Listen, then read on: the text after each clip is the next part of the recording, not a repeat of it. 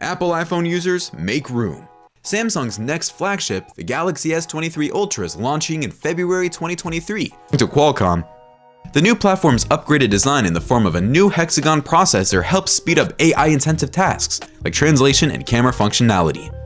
Qualcomm notes that new camera features will be readily implementable with these improvements. With the world's first cognitive image signal processor, Qualcomm unveils its next generation of image processing technology at Snapdragon's site. The camera has the ability to distinguish and autonomously improve elements like people, hair, clothes, and the sky thanks to an AI-trained neural network.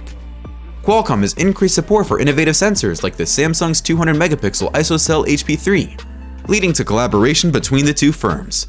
When it comes to gaming, the Snapdragon Elite Gaming has you covered from every angle, and the inclusion of real-time hardware-accelerated ray tracing should improve the visual quality of compatible games.